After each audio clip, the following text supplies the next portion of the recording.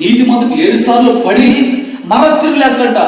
భక్తుడు దావీదు పడిపోయాడు, లేచాడు. అట్లనే బైబిల్లో చాలా మంది యవనస్తులు పడ్డారు, లేచారు. అయితే దేవుడు అంటున్నాడు, పడిపోయిన వాడు పడిపోయినట్టు ఉండకుండా, పడిపోవడం అంటే ఎలా పడిపోవటము? ఇప్పుడు దాకా మనసుగా నేను ప్రభువులకు రక్షించబడ్డాను, మారుమనసు పొందుకున్నాను, బాప్తిసం తీసుకున్నాను, ఇక నేను టీవీలోకి పోకూడదు అనుకుంటాం. ఆ తర్వాత మరల వెంటనే సీరియల్ రాగానే, సీతమ్మ వాకిట్లో సినిమాల చెట్టు సీరియల్ రాగానే అమ్మో కన్నట్టు పోయింది, అది పోయింది, అబ్బో నాకు చూడకూడదు. మళ్ళా మన తల్లిదండ్రులు లేదా మన అత్తోళ్ళు లేక మన చుట్టుపక్కల అది పెట్టి మేము వచ్చింది కదా, నేను చూడద్దు మేము పెట్టాను సరే, వాళ్ళ మాట మీద పెట్టి మనం ఎటు తిప్పుకుంటాం.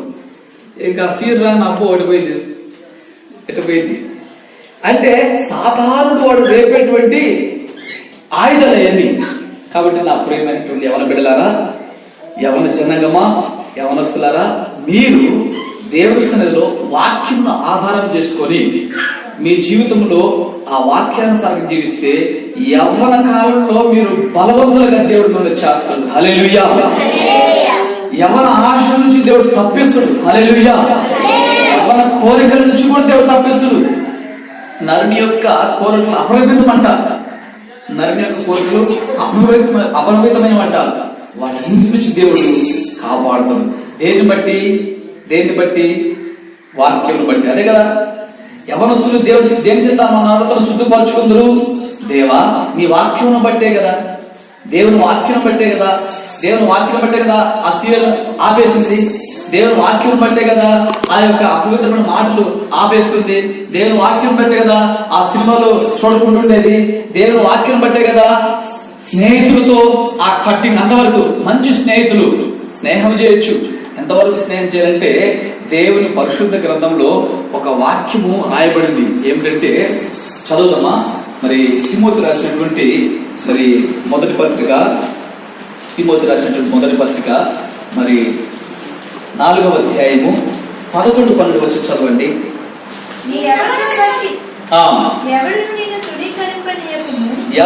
యవ్వనమును బట్టి ఎవడును నిన్ను తృణీకరింపనీయకము, కానీ మాటల్లోను ప్రవర్తనలోను ప్రేమలోను విశ్వాసములోను పవిత్రతలోను విశ్వాసులకు మాదిరిగా ఉండుము. హల్లెలూయా. హల్లెలూయా. ఇక్కడ దేవుని పరిశుద్ధ గ్రంథము వాక్యం ఏం చెప్తుందంటే, మనము ఈ లోక సంబంధమైన వాటిలో నుంచి మనం జయ జీవితం పొందుకోవాలంటే, ఈ లోకం ఉన్నటువంటి మరి ఆశ నుంచి విడుదల పొందుకోవాలంటే వాక్యం మన హృదయంలో ఉండాలా. ఆ వాక్యం బట్టి అంట ఇక్కడ ఈ భక్తుడైనటువంటి తిమోతికి అపోస్తలుడైన పౌలు చెప్తాడు ఈ సంఘటన. ఓ యవనస్తుడా, నీ యవ్వన ఇచ్చుల నుంచి నువ్వు జాగ్రత్తగా ఉండు. ఏ విషయంలో జాగ్రత్తగా ఉండాలా? మాటలో జాగ్రత్తగా ఉండాలా, ప్రవర్తనలో జాగ్రత్తగా ఉండాలా, ప్రేమలో జాగ్రత్తగా ఉండాలా, విశ్వాసంలో జాగ్రత్తగా ఉండాలా. అలాగనే 4వది ఏంటంట? 4 మాటలు చెప్పారు. ఆ మాటలోను ప్రవర్తనలోను ప్రేమలోను విశ్వాసంలోను పవిత్రతలోను, ఈ 4 విషయాలను జాగ్రత్తగా ఉండు. ఇక నువ్వేమీ చేయాల్సిన అవసరం లేదు. ఈనాడు చాలా మంది యవనస్తులు ఏం చేస్తారంటే పవిత్రమైన జీవితం కోసం, పవిత్రమైనటువంటి ఆ యొక్క కార్యం కోసం అంట. నిన్న ఒక పెళ్లికి వెళ్ళాను నేను, యవనస్తులు, నా వయసు ఉన్న అబ్బాయికి ఒక మ్యారేజ్కి వెళ్ళాను మొన్న ఒక 2 రోజుల కింద. వెళ్తే అక్కడ పెళ్లి అయిపోయింది, ప్రార్థన చేసాము, అయిపోయింది, ఇంకా వచ్చి కూర్చున్నాము. టేబుల్స్ వేసారు మాకు, అక్కడ భోజనం ఎదురన్నా. పాస్టర్ గారు, అయ్యగారు మాకు నీసు పెట్టద్దు, మేము ఈరోజు నీసు తినము, శనివారం రోజు అన్నాను. ఏమే బ్రదర్ అంటే, మాకు శనివారము మేము పవిత్రం కొట్టము, ఏది పడితే అది తాకము అన్నాను. అలాగే ఏది పడితే అది తాకరు, మరి నీసు సరే బిర్యానీ తింటారు, ఆ ముక్కలు పక్కన పెట్టి ఆ బగారం వేద్దాము. అదేంటి దాంట్లో నుంచి దాంట్లో కలిపి చేసిందే కదా ఇది. అంటే వాళ్ళ యొక్క పరిశుద్ధత, వాళ్ళ యొక్క పవిత్రత, వాళ్ళ యొక్క భక్తి, వాళ్ళ యొక్క మార్పు ఎక్కడంట, ఆ ముక్కలు నీసు ముక్కలు తినకూడదు, అంటే చికెన్ ముక్కలు తినకూడదు, అంటే దాన్ని ఉడికించి తినవచ్చు. వాటిని మాత్రం తాగకూడదు అంటే ఈనాడు లోక సంబంధమైన భక్తి అట్లా ఉంది. అయితే ప్రభు దాన్ని కోరుకోడు. ఆ ప్రభు ఏమంటే ఈ హృదయంలోకి వెళ్ళేది మనిషిని అపవిత్రపరచదు. జాగ్రత్తగా ఆలోచించండి. హృదయంలోకి వెళ్ళేది మనిషిని అపవిత్రపరచదు. హృదయంలో నుంచి బయటకు వచ్చేదాన్ని అపవిత్రపరిచింది మనిషిని. ఈరోజు మనుషులందరినీ తినే తిండి అపవిత్రపరచదు. తినే తిండి యేసు నామములో ప్రార్థన చేసుకుంటే ఏదైనా తినొచ్చు. మన ప్రభు చెప్పాడు, మీరు ప్రార్థన చేసుకుని తినండి, అది మీకు ఏ హాని జరగనివ్వదు.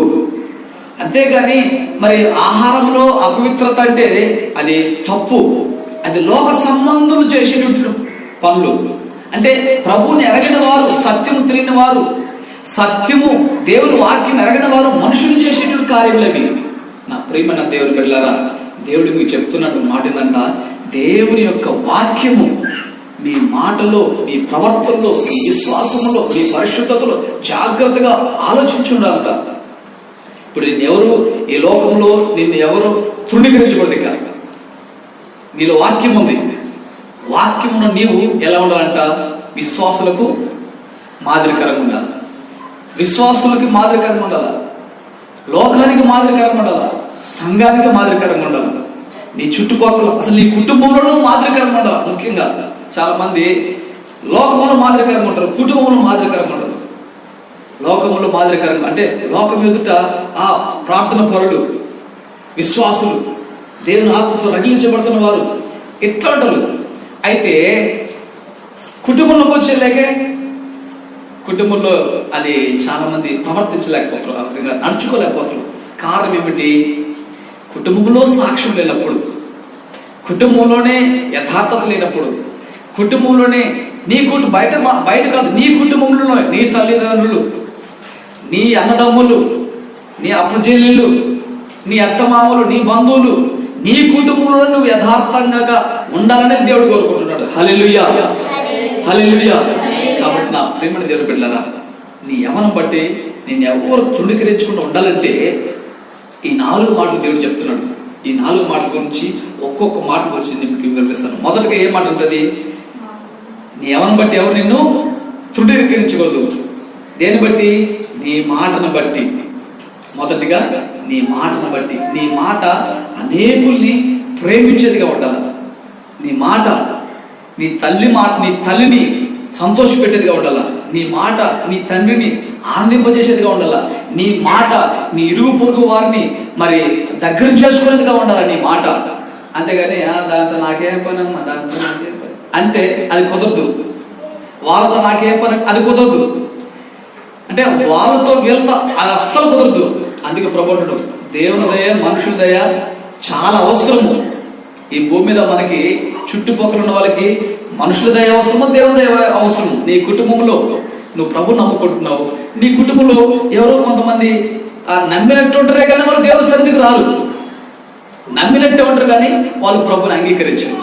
అయితే వాళ్ళకి నీ మాట అన్నా నువ్వు ప్రభు నమ్ముకన్నా, అన్నా మన కుటుంబం మారుద్దన్నా, నాన్న నువ్వు ప్రభు నమ్ముకున్నానా, అమ్మ నువ్వు ప్రభు నమ్ముకమ్మా, చెల్లెమ్మ నువ్వు ప్రభు నమ్ముక, అక్క నువ్వు ప్రభు నమ్ముకో, నేను చర్చకి వెళ్తున్నాను, దేవుడు మనల్ని రక్షిస్తాడు, మనల్ని కాపాడుతాడు, మనకు తోడుగా ఉంటాడు, మనం ఎంత కష్టం చేసినా అది మనకు ఆశ్చర్యకరం లేకుండా ఉంటుంది కారణం అని ఇట్లా దేవుని గురించి మన మాటలు వాళ్ళతో సంభాషించాలా.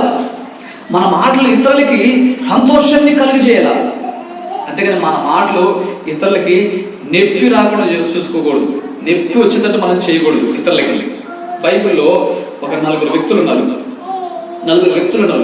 ఈ 4 వ్యక్తులు ఒక మరి బబులోను దేశానికి మరి బానిసలుగా వెళ్తున్నారు.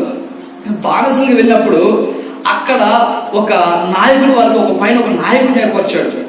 ఆ రాజు నాయకుడు ఏర్పరిచి ఇదిగో ఇక్కడ వీళ్ళందరినీ అంటే 4 కాదు, అక్కడ చాలా మంది ఉన్నారు, అందరు యవనస్తులే అంటే ఇంకా అన్నిటిలో ప్రావీణ్యులుగా ఉంటారని చెప్పేసి అక్కడ ఉన్నవాడు వాళ్ళందరినీ తీసుకొచ్చి ఇదిగో వీళ్ళకి మంచి ఆహారం పెట్టండి, మంచి భోజనం పెట్టండి, మంచి పాలన ఇవ్వండి, మంచి శ్రేష్టమైన వస్త్రములు ఇవ్వండి, వీళ్ళకి ఏ మాత్రం లోటు చేయొద్దు. ఎందుకంటే మరలా నేను కొన్ని రోజులు వచ్చిన తర్వాత చూస్తాను వీళ్ళల్లో ఏమైనా తేడా వచ్చిందా, ఓ నాయకుడా నింది సంగతి అంతే అని ఆ రాజు ఆ యొక్క మరి ఆయన పైన అధికారం ఉన్నటువంటి నపుంసకునికి ఒక ఆజ్ఞ ఇచ్చి వెళ్ళిపోతాడు.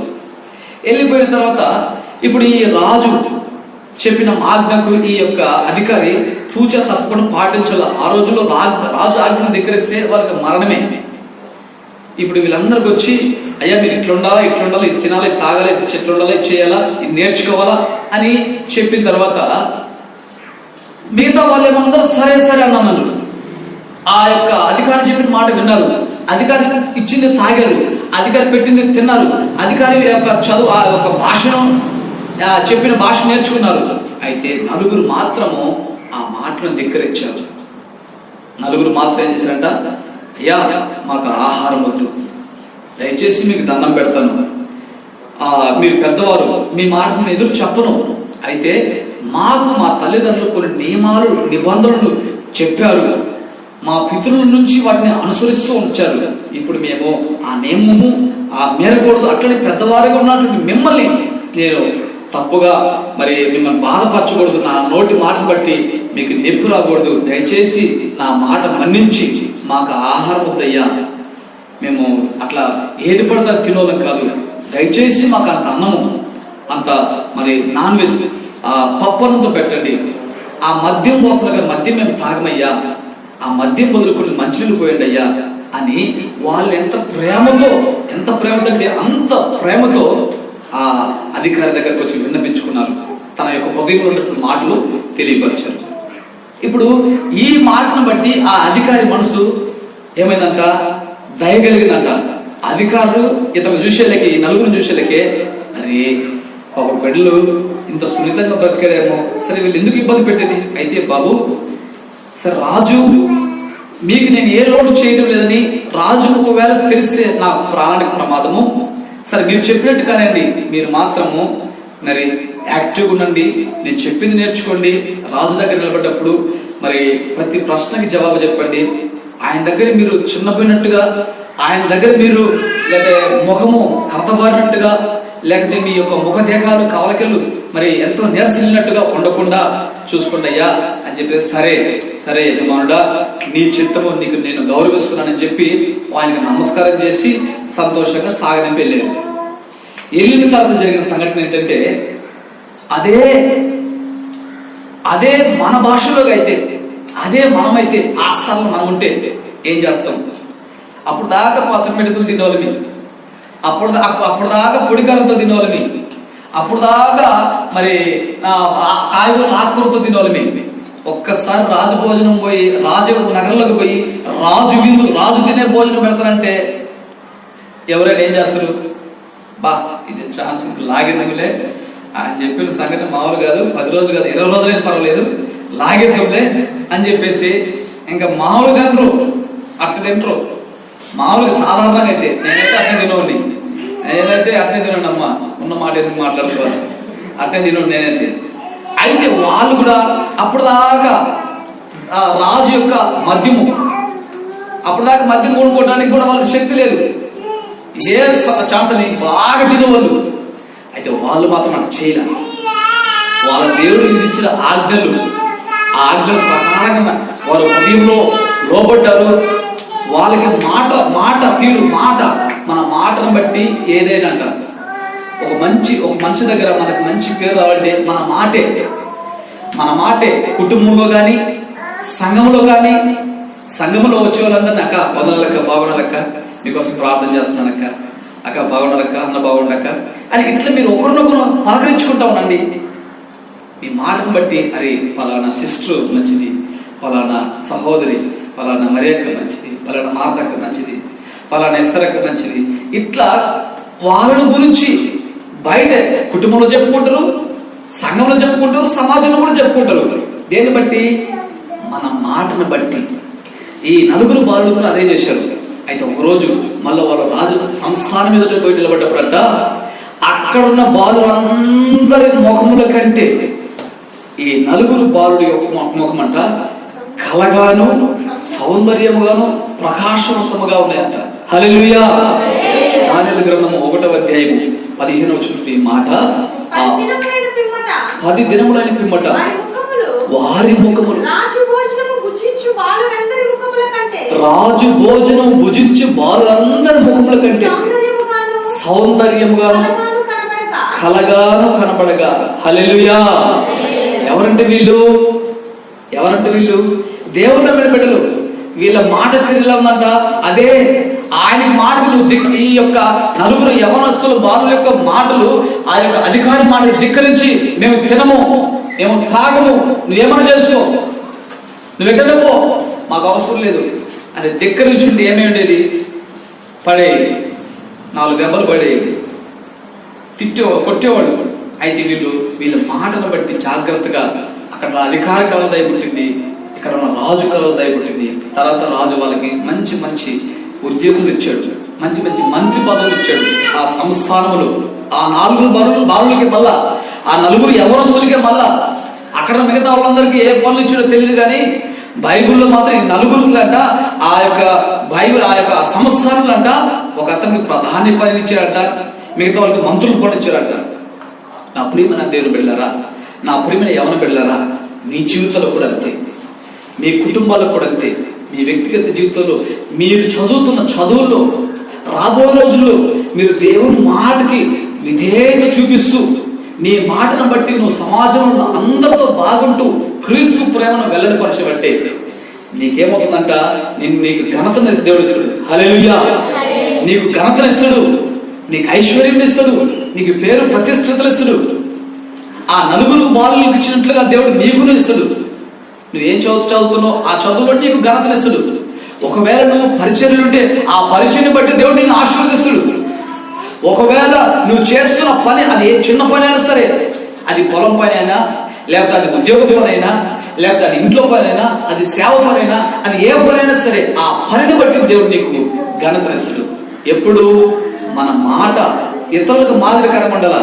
వాళ్ళంట మాట్లాడుతున్నారు, నువ్వు ఇట్లా మాట్లాడుతున్నారు, వాళ్ళంటనే మాట్లాడుతున్నారు, నువ్వు కూడా ఏదైనా మాట్లాడితే అప్పుడు వాళ్ళకి మనకి తేడా ఉంది, అప్పుడు వాళ్ళకి మనకి వ్యత్యాసం ఏముంది? బైబిల్లో ఇంకొక రాజు కూడా ఉన్నాడు, ఇంకొక వ్యక్తి. ఆ వ్యక్తి జీవితంలో కూడా ఒక వ్యక్తి ఇలానే తలంపుడు వచ్చి తిడుతుంటే ఈయన తలంచుకుని కాముపోతా ఉన్నాడు. తలంచుకుని కాముపోతున్న వ్యక్తి, ఈ వ్యక్తి తిడుతుంటే వాస్తవానికి ఈ తిట్టిన వ్యక్తి సాధారణమైన మనిషి, తిట్టించుకున్న వ్యక్తి ఒక రాజుని తిడుతూ ఊరుకుంటాడు రాజు. అయితే ఆ రాజు దేవుని గురించి తెలిసిన వ్యక్తి, వాక్యం తెలిసిన వ్యక్తి, దైవ భయం తెలిసిన వ్యక్తి, కాబట్టి తలంచుకుని వెళ్ళిపోయాడు. అయితే ఆ రాజుకి గనుడయ్యపాడు, ఆ తిట్టిన వ్యక్తి గురి తీయబడ్డాడు. నా ప్రియమైన దేవుని బిడ్డలారా, ఎవరి బిడ్డలారా, మనం తలంచుకుంటూ తప్పులేదు. మన మాటను బట్టి, మన ప్రవర్తన బట్టి మనం జాగ్రత్తగా ఉండాలి. ఇది మొదటి కార్యం. నువ్వు విశ్వాసులకు మాదిరికరంగా ఉండాలంటే, విశ్వాసుల కంటే నువ్వు గొప్పగా ఉండాలంటే, విశ్వాసుల కంటే నువ్వు దీవెనకరంగా ఉండాలంటే నీ మాట మాత్రం ఖచ్చితంగా ఉండాలి. ఇది అవునంటే అవుననాలా, కాదంటే కాదనాలా, వస్తానంటే వస్తాననాలా, వద్దంటే వద్దనాలా. మరి నాకు ఇక వాక్య పరిచర్యకి మరి దైవ సేవకులు సమయం చెప్పినప్పుడు నేను 1 గంటకు వచ్చిన, ఎన్ని గంటల నుంచి నాకు సమయం ఇస్తారంటే 1 గంట కరెక్ట్ ఇస్తున్నాను. కరెక్ట్గా ఫోన్ కలిసిన కలప కరెక్ట్గా 1 గంటకు వచ్చేసినారు. అంటే నాకున్న పనులన్నీ వాటిని చేసుకుంటూ వచ్చేసారు. అంటే మనం అవునంటే అవునని ఉండాలి, కాదంటే కాదనాలి. అది ఎక్కడైనా సరే ఒక మనిషికి నేను పలానా దగ్గరకు వస్తున్నానంటే వస్తానన్నప్పుడు వస్తానని ఉండాలి, నేను రానంటే రాకుండా ఉండాలి. అంటే మన మాటను బట్టి దేవుడు మనకి న్యాయం చేస్తాడు. మన మాటను బట్టి మనకి దేవుడు పరిశీలన చేస్తాడు. ఓహో, ఈ వ్యక్తి ఎంతవరకు నమ్మకస్తుడు, ఈ వ్యక్తి ఎంతవరకు కరెక్ట్, ఈ వ్యక్తికి ఇది అప్పగించవచ్చా, ఈ వ్యక్తికి ఇది చేయొచ్చా, ఈ వ్యక్తికి ఇది చేయకూడదా అని దేవుడు మనకేం చేస్తాడంట, మరి ఫలం ఇస్తాడంట, ప్రతిఫలం. ఇది మొదటి కార్యం. రెండవ కార్యం ఏంటంటే ప్రియమైన దేవుని బిడ్డలారా, మనము చదువుదామా? రెండవ కార్యము, నీ యవ్వనం బట్టి ఎవడు నేను తృణీకరింపము, కానీ మాటల్లోనూ ప్రవర్తనలోను. రెండవది ఏంటంట, ప్రవర్తన.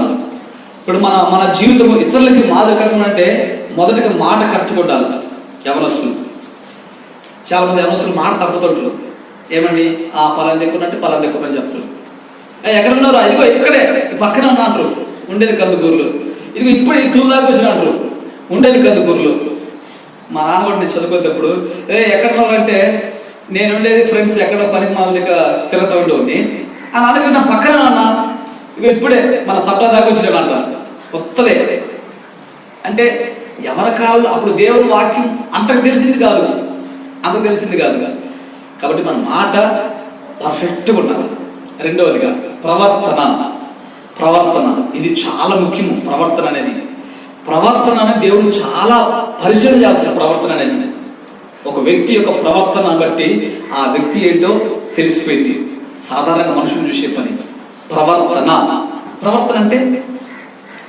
అంటే మీరు చెప్పాలా, నేను చెప్పుకుంటా మీరు వాక్యం మీరు వింటా ఉంటారు. అసలు ప్రవర్తన అంటే ఏంటి? ప్రవర్తన అంటే అర్థమైంది మీకు? ప్రవర్తన అంటే మీ ప్రవర్తన ఏంటి మీకు అర్థమైందా? మీరంతా ఎక్కడో లేనా? వాడి ప్రవర్తన ఏం చెప్పు, వాడి శాస్త్రం ఏం చెప్పు, దాని ప్రవర్తన అంటే మన యొక్క విధి విధానాలు ఏంటిదో అదే ప్రవర్తన.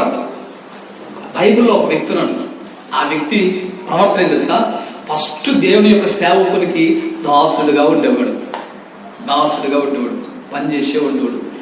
అయ్యగారు అబ్బాయి అక్కడ కూర్చొని తీసుకొచ్చేవాడు. ఇదిగో మీరు ఇక్కడికి పోయి వాళ్ళు ఆ ఊరు జాగ్రత్త తెచ్చుకుంటే ఆ ఊరు పోయి జాగ్రత్త పంపించేవాళ్ళు. ఇదిగో ఈ పరిచయకి ఎన్ని రెడీ చేయాలంటే చేసేవాళ్ళు. అంటే ఒక దేవుని సేవకునికి దాసుడుగా ఉండే వ్యక్తి అతను ప్రవర్తన ఏంటంట? నమ్మకమైన వాడు. సేవకుడు చెప్పే వ్యక్తి చెప్పిన పని చెప్పినట్టు చేసేవాడు. అతని ప్రవర్తన అంటే ఆ చెప్పిన విషయంలో నమ్మకస్తుడు అని అర్థం. అది అతని ప్రవర్తన. అతనికి దేవుడు ఒక పని అప్పగించాడు. ఆ పనిలో నమ్మకంగా ఉన్నాడు. ఎంత నమ్మకంగా అంటే మన దేవుని వాక్యం ఉంది, నువ్వు లేచి రేయి మొదలు జావున నీ పసిపిల్లల ప్రాణం కోసము విజ్ఞాపన చేయమని చెప్పాడు, కన్నీరు కాచమని చెప్పాడు, అంగలాచమని చెప్పాడు. ఎందుకు అంగలాచమన్నాడు? ఈ బిడ్డలకు భవిష్యత్తు గొప్పగా ఉండాలని. ఈ వ్యక్తి కూడా ఏం చేశాడంట? ఈ వ్యక్తి చివరికి మరి ఆ దేవునికి దాసుడికి నమ్మకం ఉన్న తర్వాత దేవుడు చెప్పి ఇదిగో పలానా ప్రాంతం నుంచి పలానా ప్రాంతానికి వెళ్ళాలా అన్నప్పుడు ఈ వ్యక్తి ఏం చేశాడట? ఒకరిద్దరు కాదు, దాదాపు 6 లక్షలు 7 లక్షలు ఉన్నటువంటి జనము, వాళ్ళ ఇంకా సంఖ్య విస్తరించబడి 40 లక్షలు అయిన తర్వాత వాళ్ళందరినీ ఇంకొక చోటకు తీసుకోవాలా ఆ వ్యక్తి. ఆ యవనస్తుడే, మళ్ళా ముసలుడు కాదు. ఇది యవనస్తుల సంగతి నేను చెప్పేది. ఆ వ్యక్తి ఏం చేశాడంట? ఆ చివరికి ఈ ప్రజలందరినీ తోడుకుపోయే ముందుగా ఉదయాన్నే లేచి ప్రార్థన చేసేవాడు, ఉదయాన్నే లేచి దేవుడిని స్తుతించేవాడు, ఉదయాన్నే లేచి దేవుడికి ధూపం వేసేవాడు. స్తుతి ధూపము, ప్రార్థన ధూపము. దేవుని అడిగేవాడు, ప్రభువా ఈరోజు ఈ ప్రాంతానికి వెళ్తున్నాము, ప్రభు ఈ మార్గానికి వెళ్తున్నాము, ఇదిగో మాకు తోడుగుండు ప్రభువా, ఇదిగో మా మార్గం తోడుగుండు ప్రభువా అని దేవుడి దగ్గర మొరపెట్టుకుని వాడు ఆ వ్యక్తి. ఆ వ్యక్తి పేరు యెహోషువ. హల్లెలూయా. అతని గురించి చూసినట్లయితే నేను అతని గురించి చదువుతున్నప్పుడు ఉదయాన్నే లేచేవాడు, వేకువలు లేచేవాడు, అందరినీ యోగపరచేవాడు, అందరిని పురుకులు పోడేవాడు, అందరినీ నిద్ర మేలుకోవాలి, మీరు ప్రార్థన చేయండి ప్రజలారా, ఉదయం లేచి ప్రార్థన చేయండి, ప్రజలారా ఉదయం లేచి దేవుని స్తుతించండి, ప్రజలారా ఉదయం లేచి ప్రభుని ఘనపరచండి, దేవుడికి మొరపెట్టండి, మనకు తోడుగుండాలని ఆయన దగ్గర మొరపెట్టండి, విజ్ఞాపన చేయండి అని ఇట్లా దేవుని గురించి ప్రజల్ని యోగపరిచేవాడంట. ఆ వ్యక్తి పేరు యెహోషువ. హల్లెలూయా. మీకు రెఫరెన్స్ కావాలంటే యెహోషువ గ్రంథము 3వ అధ్యాయము 1వ వచనంలో, అలాగే యెహోషువ గ్రంథము చూపిస్తారు. యెహోషువ గ్రంథము మరి 6వ అధ్యాయము 12వ వచనం, యెహోషువ గ్రంథము 8వ అధ్యాయం 10వ వచనంలో ఈ రెఫరెన్స్ ఉంటే చూడండి. అతని ప్రవర్తన, అతని ప్రజలందరినీ పురుకొల్పోడు అంట ప్రార్థనతో. అది అతని ప్రవర్తన. ఈరోజు నీ ప్రవర్తన పొందా? ప్రార్థన చేసేటువంటి విధానం నీకుందా? ప్రార్థన చేసేటువంటి గుణగణము లక్షణం నీకుందా? ప్రార్థన చేసేటువంటి ఆ యొక్క అలవాటు నీకుందా? ఒకసారి ఆలోచించండి. యెహోషువకు అలవాటు ఉంది. యెహోషువను ప్రవర్తన చూస్తే అతను ప్రార్థన చేసేవాడంట. వేకువజాము లేసి. మీరు వేకువజాము లేసి ప్రార్థన చేస్తున్నారా? ఎంతమంది ప్రార్థన చేస్తున్నారు? మీ చేతులు ఎత్తండి. ఉదయాన్నే లేసి ఎంతమంది ప్రార్థన చేస్తున్నారు? ఒకటి ఒక సిస్టర్ ఇచ్చింది. ఇంకా నువ్వు కూడా సరే, మంచిది. అంటే ఉదయాన్నే లేచి ప్రార్థన చేసే వారికి దేవుడు విజయం ఇస్తుంది. హల్లెలూయా. మోషే కాలంలో ఎన్నో రకాల ఇబ్బందులు, ప్రజల యొక్క నుంచి తిరుగుబాట్లు దేవుని సేవకునికి. అది యెహోషువ కాలం నుంచి వచ్చి ఎక్కడ తిరుగుబాటు చేసినట్లేదు. యెహోషువకి ఎక్కడ తిరుగుబాటు చేసినట్లేదు. యెహోషువ ఎక్కడ ఓడిపోయినట్టు లేదు. ఒక హాయి పట్టణ విషయం తప్ప, అది తప్ప మీద ఎక్కడ ఆయన ఓడిపోయట్లేదు. కారణం ఏమిటంటే అతను ఉదయాన్నే లేచి దేవుని దగ్గర విజ్ఞాపన చేసేవాడు. ఉదయాన్నే లేచట దేవుని దగ్గర మొరపెట్టేవాడట. అంటే అలాంటి ప్రార్థన జీవితం నువ్వు ప్రార్థన చేస్తావు. ఈరోజు నువ్వు ప్రార్థన చేయాలని దేవుడు కోరుకుంటున్నాడు. యవనస్తులారా, యవన బిడ్డలారా, దేవుడు మిమ్మల్ని ప్రేమిస్తున్నాడు. మీరు ప్రార్థన చేయండి. దేవుని యొక్క శక్తితో మీరు నింపబడాలా. ప్రార్థన మనకు బలము, ప్రార్థన మనకు ఆయుధము. ఈరోజు ఉదయకాల సమయంలో మరి ఒక బ్రదర్ ఫోన్ చేశాడు గూడూరు నుంచి.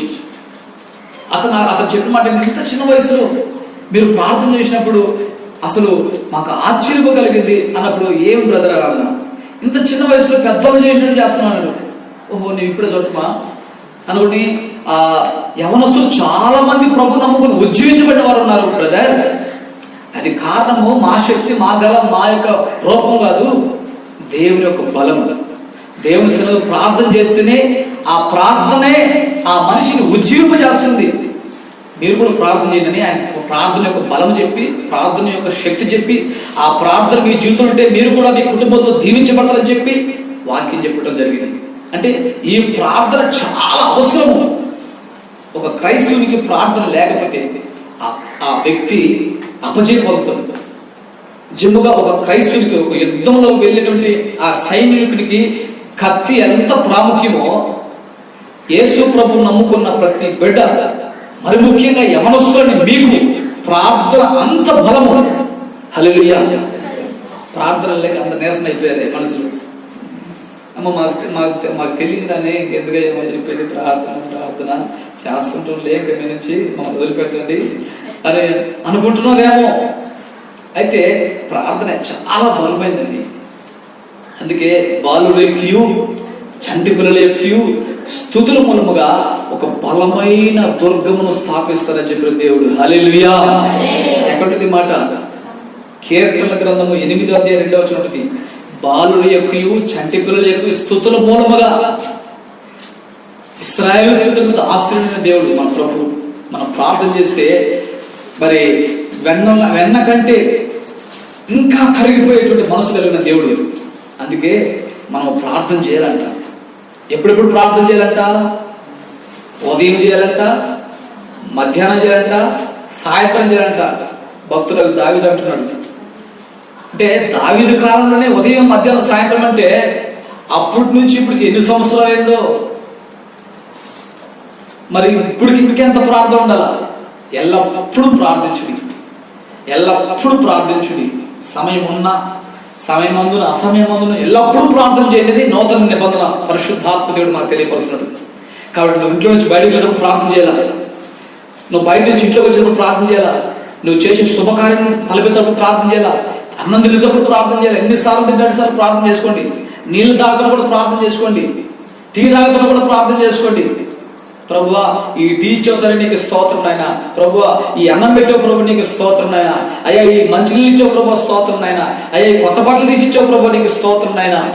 ఇట్లా ప్రభుకి మీరు ప్రార్థన విజ్ఞాపన చేస్తుంటే ప్రభు చూసి సంతోషిస్తారట. ఇట్లా ఉండాలంటే మన యొక్క ప్రవర్తన. ఇతరుల కోసం ప్రార్థించే వాళ్ళు ఉండాల, సంఘం కోసం ప్రార్థించే వాళ్ళు ఉండాల, సంఘ కాపుల కోసం ప్రార్థించే వాళ్ళు ఉండాల, మరి సంఘంలో విశ్వాసుల కోసం ప్రార్థించే వాళ్ళు ఉండాల, మరి ఈ గ్రామం కోసం కూడా ప్రార్థించే వాళ్ళు ఉండాల. మరి మీ గ్రామంలో ఎంతమంది యవనస్తున్నారు?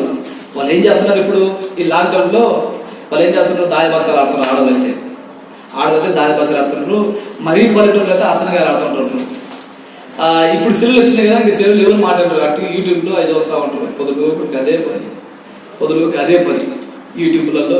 సినిమాలు సీరియల్ కామెడీలు ఏది పడతారు ఇక. అయితే మనం ఎట్లా ఉండాలంట? ప్రార్థన చేసే వరకు ఉండాలి. హల్లెలూయా. మన ప్రవర్తన అట్లుండాలా? అట్లుందా? ఒకసారి అట్లా ప్రార్థన చేద్దామా? అట్లా ప్రార్థన చేస్తారా? అట్లా ప్రార్థన చేయాలని దేవుడు కోరుకుంటున్నాడు. ఇది రెండో విషయం.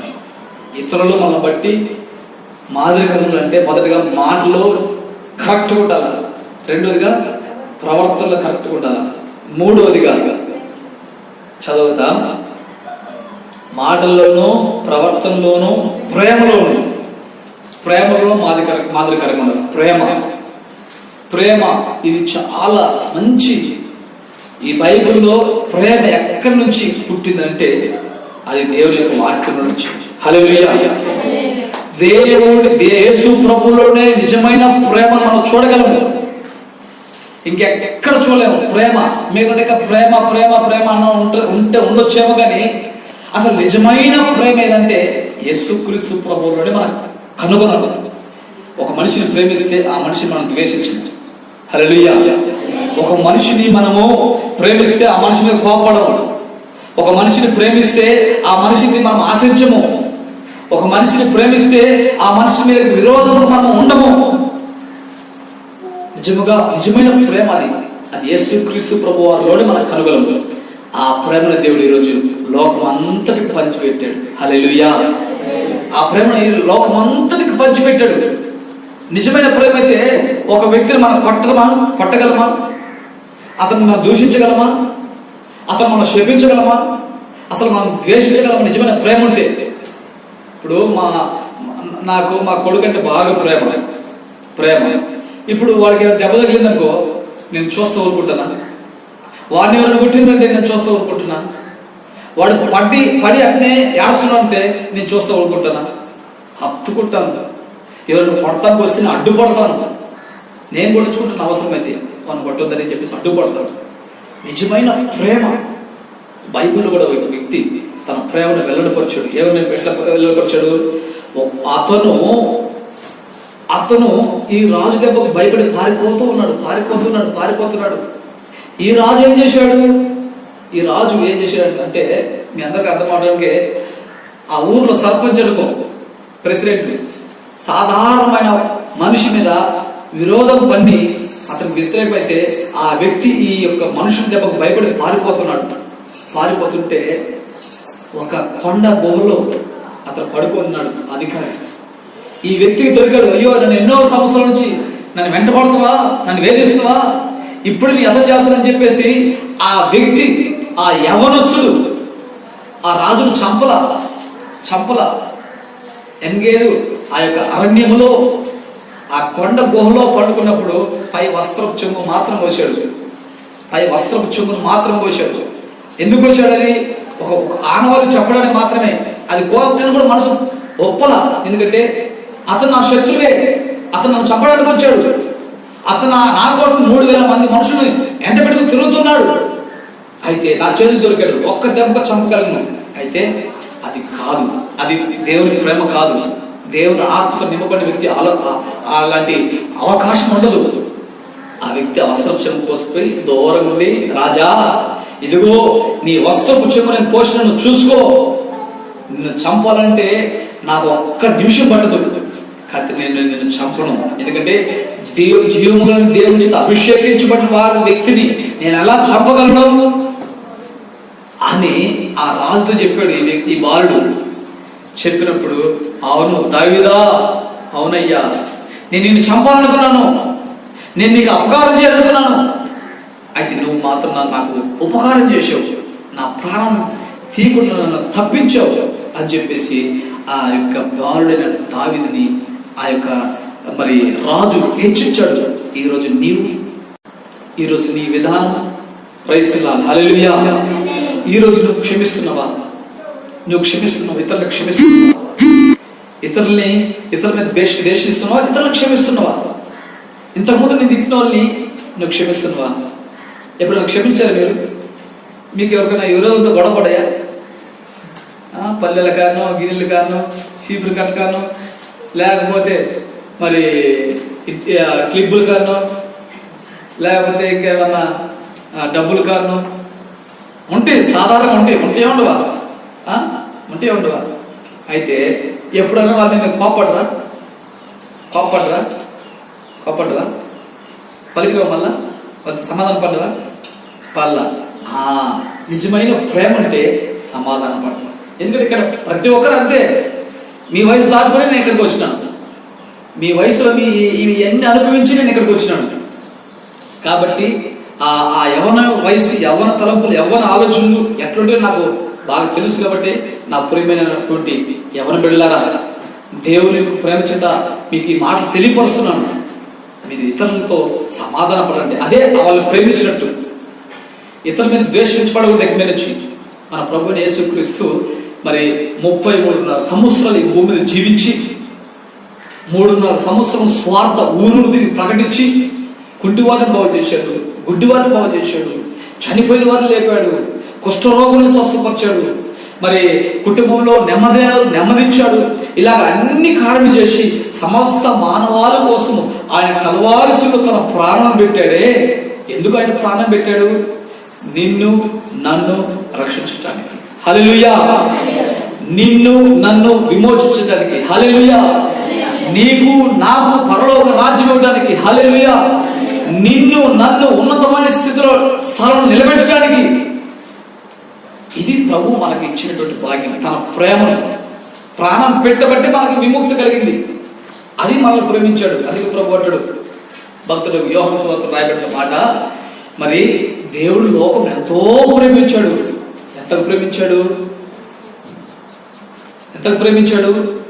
తన ఏకైక కుమారుని మన కోసము బలిగా అర్పించడానికి, మనకి ఇవ్వడానికి అంతగా ప్రేమించాడు. ఆయన కుమారుని ఇచ్చాడు కదా మనకి. ఆయన కుమారుడని యేసుక్రీస్తు ప్రభువు మనకి ఇచ్చాడు కదా ఈ లోకంలో. ఆ కుమారుడి ద్వారా మనకు విముక్తి కలిగింది కదా ఈరోజు. ఆ కుమారుడి ద్వారా మనకు విమోచన కలిగింది కదా ఈరోజు. ఆ కుమారుడి ద్వారా ఈరోజు నీవు అని సంతోషం ఉన్నాం కదా. హల్లెలూయా. యేసు ప్రభు ద్వారానే కదా మనం ఉన్నది. యేసు ప్రభు మన కోసం ప్రాణం పెట్టకపోతే మనం ఎప్పుడూ నశించిపోయారు. ఎప్పుడు నశించిపోయారన్నమాట? ఎప్పుడో మనం చేసిన పనులు బట్టి, ఎప్పుడో నాకు వచ్చిన అనారోగ్యం బట్టి, నాకు వచ్చిన వ్యాధులను బట్టి ఎప్పుడో చచ్చిపోవాల్సిన వాడిని. ఎప్పుడో అయితే ప్రభు అయిన యేసుక్రీస్తు ప్రభు ద్వారా ఉచితంగా ఆయన రక్షణ బట్టి నన్ను బ్రతికించాడు, మిమ్మల్ని బ్రతికించాడు. ఈ భూలోక నివాసుల యొక్క పాప శాపం కొట్టివేశాడు. ఏ ఒక్కరూ పాతాళానికి పోకుండా పాతాళానికి అడ్డు బండగా నిలబడ్డాడు ఆయన. హల్లెలూయా. పాతాళానికి అడ్డు బండగా నిలబడ్డాడు ఆయన. ఈరోజు నీకు నాకు అందరికీ క్షేమాన్ని ఇవ్వడానికి వస్తుంది. అది ఆయన ప్రేమ. ఆయన ప్రేమ కలిగిన నీవు అలా ఉన్నవా? ఈ రోజు నుంచైనా యవనస్తులారా, మీరు ఇతరులతో ప్రేమపూర్వకంగా మాట్లాడండి, ప్రేమపూర్వకంగా నడుచుకోండి, ప్రేమపూర్వకంగా వాళ్ళతో స్నేహపూర్వకమైన సంబంధాలు, సహవాసం చేయండి. మంచి స్నేహము, ప్రేమతో కూడిన సహవాసం చేయండి. ద్వేషంతో కూడిన సహవాసం కాదు, లేకపోతే కక్షలతో కూడిన సహవాసం కాదు, లేదా అసూయతో కూడిన సహవాసం కాదు. ప్రేమతో కూడిన సహవాసం చేయాలని దేవుడు మీకు హెచ్చరిస్తున్నాడు. ఇది మూడవదిగా. Praise the lord. హల్లెలూయా. మరొకటిగా చెప్తున్నాను, మరొకటి మాట. మరొకటి ఏంటంటే, నీ యవ్వను బట్టి ఎవరిని తృణీకరింపనీయకము, మాటల్లోనూ ప్రవర్తనలోను ప్రేమలోను విశ్వాసములోను. విశ్వాసము. హల్లెలూయా. విశ్వాసము ఈనాడు చాలా కరువైపోయింది. ఈనాడు విశ్వాసము అంటున్నాం కానీ విశ్వాసము చాలా కరువైపోయింది. ఎక్కడ? సమాజంలో కరువైపోయింది, సంఘంలో కరువైపోయింది, యవనస్తుల్లో కూడా అవిశ్వాసం కరువైపోయింది. విశ్వాసము ఈ బైబిల్ పరిశుద్ధ గ్రంథంలో ఒక భక్తుడు అపోస్తలుడు చెప్పిన మాట, మంచి పోరాటం పోరాడి తిని నా పరుగు కడముట్టించిందని నేను విశ్వాసమును కాపాడుకున్నాను అంటున్నాడు. ఏం కాపాడుకున్నాడంట? విశ్వాసం కాపాడుకున్నాడంట. డబ్బులు కాపాడుకోవాలా, పేర్లు కాపాడుకోవాలా, ఆస్తులు కాపాడుకోవాలా, ఉన్నతమైన స్థితిని కాపాడుకోవాలా, బట్టలు కాపాడుకోవాలా, లేకపోతే ఈ లోకంలో వేటి కాపాడుకోవాలి. ఆయన ఎవరైనా అపోస్తలుడైన పౌలు నాకు ఆయన బైబిల్లో ఆయన గొప్పవాడు, ఆయన ధనవంతుడు, ఆయన ధర్మశాస్త్రం, ఈ బైబిల్ పాత నిబంధన అంతా మరి క్షుణ్ణంగా పారాయణ చేసినటువంటి జ్ఞానవంతుడు ఆయన. అంత గమాలీయులైనటువంటి ఆయన ప్రియ శిష్యుడు ఈ అపోస్తలుడైన పౌలు. ఈయన చెప్తున్న మాట, ఆయన పేరు ఉంది, ఆయనకు అధికారం ఉంది, ఆయనకు డబ్బు ఉంది. పాత నిబంధనలు అంతకంటే శ్రీమంతుడు ఎవరు లేరు. ఆయనకు డబ్బులు ఉన్నాయి, ఆయనకి ఎన్నో ఉన్నాయి. అయితే ఆయన ఏం కాపాడుకున్నాడంట? ఏం కాపాడుకున్నట్ట? విశ్వాసం కాపాడుకున్నట్ట. ఈరోజు ఆ విశ్వాసం నీలో ఉందా? ఏంటి విశ్వాసం? ఏంటి విశ్వాసం? ప్రభు అయిన దేవుడు మనకి మోక్ష రాజ్యం ఇస్తుంది. ప్రభు అయిన దేవుడు మనతో ఉన్నాడు. అందుకే ప్రభు అటువంటి శిష్యులతో ఎవడంట మత్తయి సువార్త 28:20 ఉంటుంది. ఏమిటంటే, ఇదిగో యుగ సమాప్తి వరకు సదాకాలం నేను మీతో ఉన్నాను. ఉంటానని చెప్పలా, ఉంటానని ఎక్కడ చెప్పలా, ఉన్నాను. ఇప్పుడు ఆ ప్రభు మనతో ఉన్నాడు. ఇక్కడ ఉన్నాడు. ఇక్కడ ఉన్న మనందరూ చూస్తూ ఉన్నాడు. అందరూ చూస్తున్నాడు. మన ప్రభు మన కోసం వచ్చాడు. ఆయన అనేకులను స్వస్థపరుస్తాడు. హల్లెలూయా అన్న విశ్వాసం మీలో ఉండాలి. ఆయన అనేకులను బాగు చేస్తాడు అన్న నిరీక్షణ మీలో ఉండాలి. ఆయన అనేకుల్ని ఉజ్జీవింపజేస్తాడు అన్న విశ్వాసం మీలో పుట్టి ఇతరులకు చెప్పాలి ఆ విశ్వాసం గురించి. ఒకవేళ అప్పులతో ఉన్నాం, మీ చుట్టుపక్కల ఎవరైనా ఉండొచ్చు, మీ సంఘంలో అనారోగ్యంతో ఉండొచ్చు, ఎవరైనా దీర్ఘకాలికమైన వ్యాధులతో ఎంతో మంది బాధపడుతూ ఉండొచ్చు. అయితే వాళ్ళకి నేను చెప్పవలసిన మాట, నా యేసయ్య మిమ్మల్ని స్వస్థపరుస్తున్న మాట మీలో విశ్వాసం ఉండాలి. హల్లెలూయా. నా యేసయ్య నిన్ను బాగు చేస్తాడు. చిన్నమ్మ, పెద్దమ్మ, అత్త, అన్న, యేసయ్య మిమ్మల్ని స్వస్థపరుస్తుడు అన్న విశ్వాసం మీలో ఉండాలి. ఆ విశ్వాసం మీలో ఉంటే మీరు ఇతరులకి ఆ విశ్వాసం బట్టి వాళ్ళకి చెప్పగలరు. మీలో విశ్వాసం లేకపోతే మీలో విశ్వాసం లేకపోతే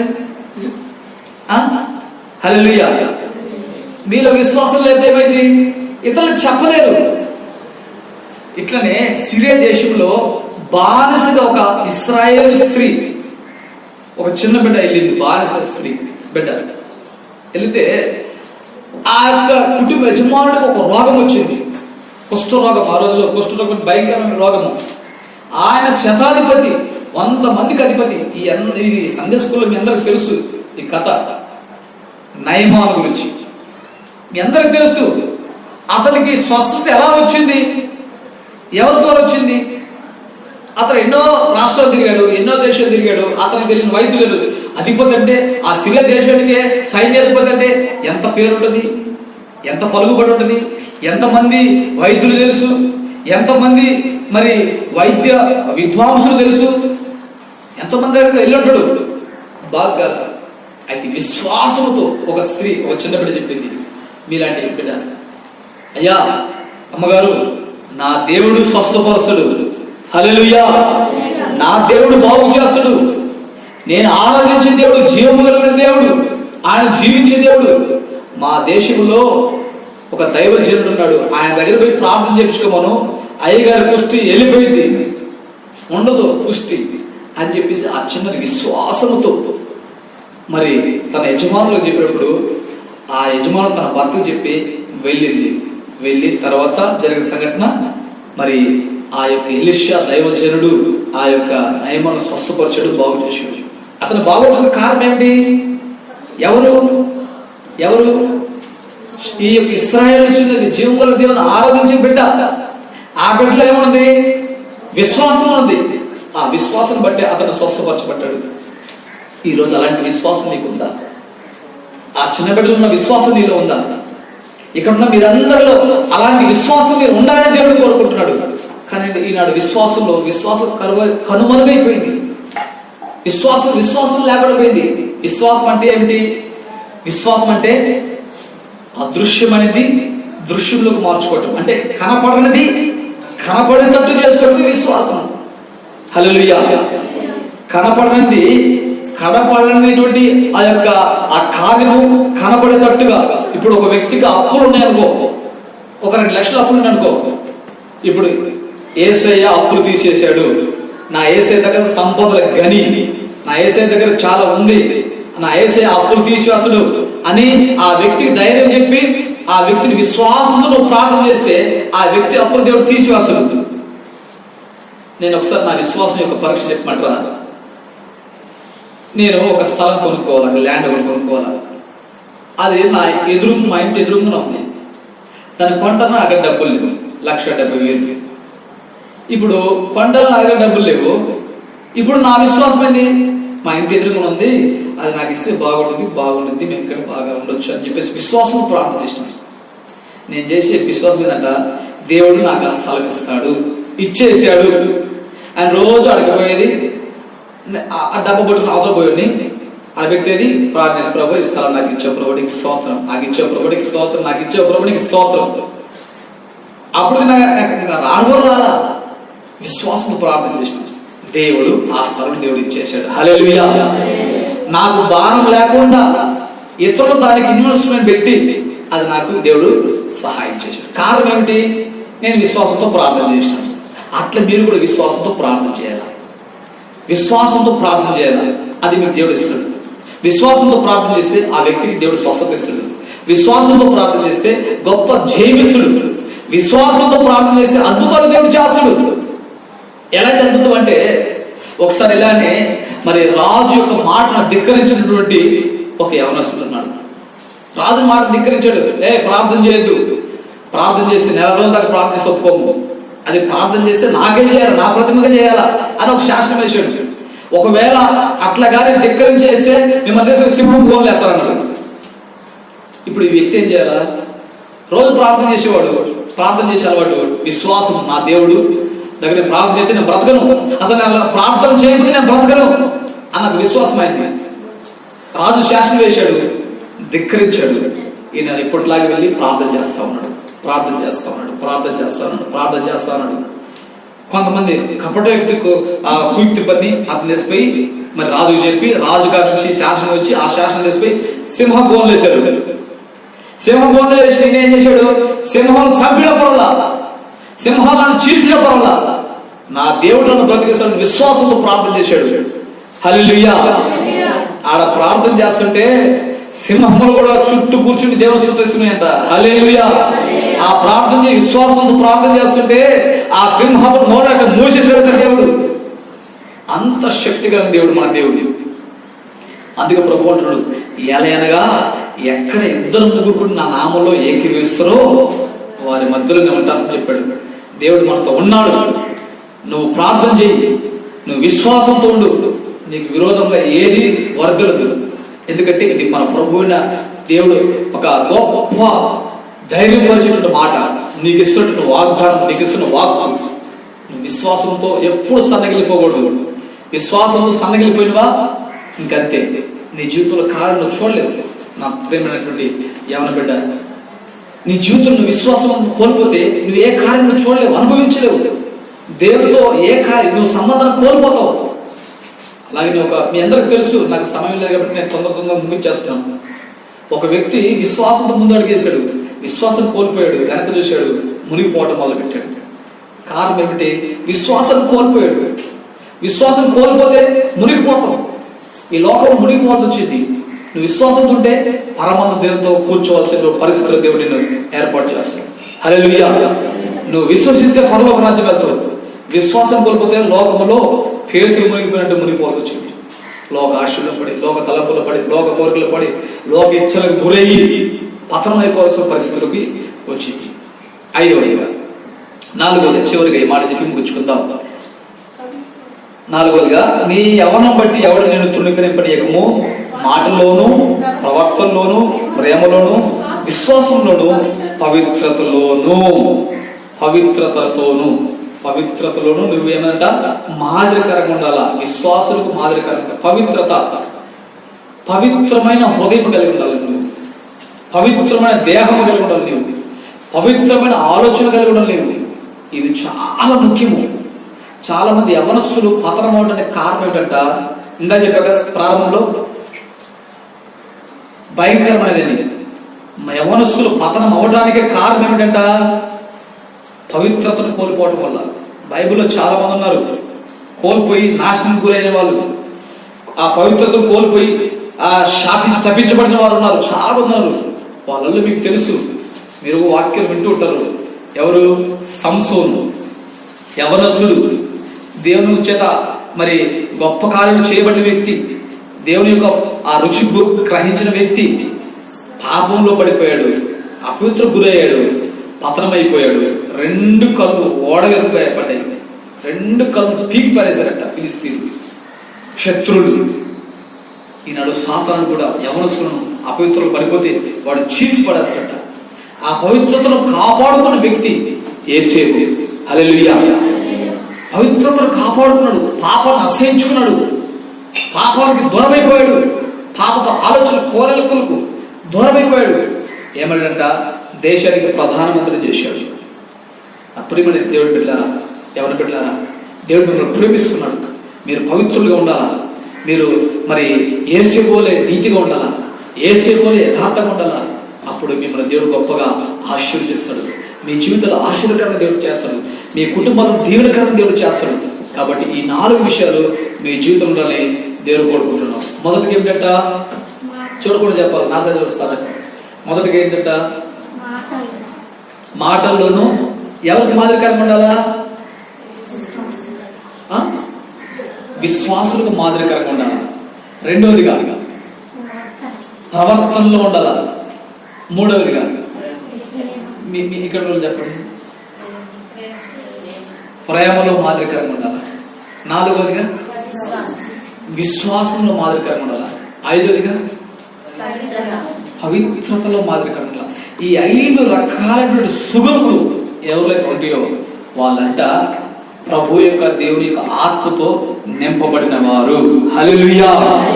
ఈ మాటలు, ఈ యొక్క 5 మాటలు ఎవరిలో అయితే ఉండవో వాళ్ళు దేవుని ఆత్మతో నింపబడిన వారు కాదు. దేవుని ఆత్మ, దేవుని ఆత్మ, దేవుని ఆత్మ అంటే ఈ యొక్క సుగుణములు ఎవరిలో ఉంటాయో వాళ్ళంట దేవుని ఆత్మతో నింపబడిన వారు. హల్లెలూయా. కాబట్టి నా ప్రియమైన మన బిడ్డలారా, ఈ భయంకరమైన రోజుల్లో మనం జీవిస్తున్నాం, ఈ భయంకరమైన రోజులు మనం బ్రతుకుతున్నాం. తల్లి జాడ పిల్లకి లేదు, పిల్ల జాడ తల్లికి లేదు. మరి రాకడ ముగింపులో మనం ఉన్నాం. రాకడ ముగింపు చాలా చాలా దగ్గర ఉన్నాం దేవుడు రాకడ. అయితే మీరు మాత్రం జాగ్రత్తగా ఉండండి. మీరు మాత్రము మీ సహవాసం విడిచిపెట్టకుండా, ఆ సంఘముతో ఐక్యతను విడిచిపెట్టకుండా, సేవకులతో ఐక్యత విడిచిపెట్టకుండా, మీరు భారం కలిగి, ప్రార్థన జీవితం కలిగి, యథార్థంగా ఉండి, పవిత్రంగా ఉండి, ప్రేమపూర్వకంగా ఉండి, విశ్వాసంతో ఉండి, మీరు గొప్ప జీవితము ఇలాంటి పవిత్రుల యొక్క సహవాసం ఉంటే పరిశుద్ధుల సంఘములు మనము ఎత్తబడతాం. హల్లెలూయా. కాబట్టి అలాగుందమా, అలాగుండి తీర్మానం చేసుకుందామా.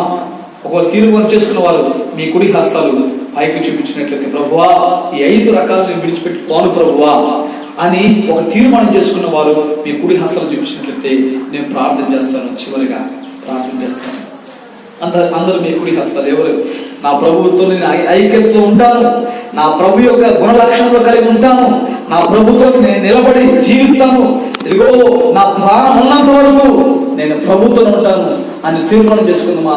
ఓ థ్యాంక్ యూ జీసస్. హల్లెలూయా, హల్లెలూయా, హల్లెలూయా, హల్లెలూయా, హల్లెలూయా. ఆత్మదేవుడా, పరిశుద్ధాత్మ దేవుడా, కనికరం కలిగిన దేవుడా, కృప కలిగిన దేవుడా, అయా యవన కాలం ముందు పుట్టిన బిడ్డల ప్రభువా, బలవంతులు చేతులు బాణం లాంటి వారని చెప్పిన ఆయన ఈ యవన కాల జీవితం ఎలా ఉండాలని నీ బిడ్డలకి ఒక 5 విషయాలు మీరు అయా తెలియపరుచినందుకు స్తోత్రము నాయన.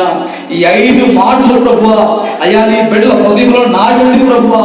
ఓ థ్యాంక్ యూ జీసస్. హల్లెలూయా. ఈ 5 మాటలు నా సత్యం నీ బిడ్డలు గుర్తించండి ఆయన. ఇదిగో మాటలో మీకు మాదిరికరంగా ఉండాలి ఆయన, అయా ప్రవర్తనలో మాదిరికరంగా ఉండాలి ఆయన, అయా ప్రేమలో మాదిరికరంగా ఉండాలి ఆయన, విశ్వాసంలో మాదిరికరంగా ఉండాలి ఆయన, అయా పవిత్రతలో మాదిరికరంగా ఉండాలి ఆయన, అయా శ్రేష్టమైన ఆయన, అయా నీ సత్యమున్నాయి మీరు తెలియపరుచినందుకు నీకు స్తోత్రం ఆయన. హల్లెలూయా, హల్లెలూయా, హల్లెలూయా. అయా నేను మీ బిడ్డలు ప్రభువా, అయా నీ దాసుడు నాయన ఎంతో భారముతో నాయన, అయా నీ యొక్క బిడ్డలకు ఇచ్చిన దర్శనం బట్టి నాయన ఈ ప్రాంతంలో నాయన ఎవరి బిడ్డ ఉజ్జింపజేయుటకు నాయన, ఓ నా తండ్రి, నా యజమానుడా, అయా నా కాపురి, అయా నీవే నా ప్రభువా. ఈ కారణం నాయన తోడుకుండి అనేకులు ప్రభు నాయన మీ స్వాస్థ్యము చేసుకుంటున్న దేవుడు ప్రభు నీకు స్తోత్రం నాయన. హల్లెలూయా, హల్లెలూయా, హల్లెలూయా, హల్లెలూయా. హల్లెలూయా,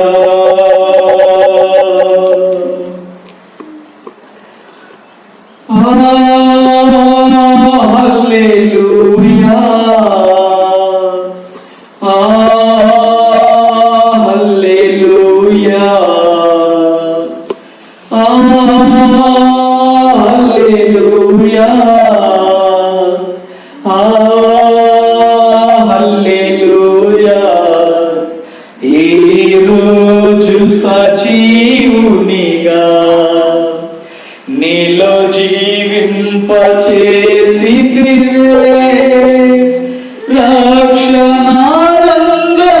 రక్షణానందభరితుడనై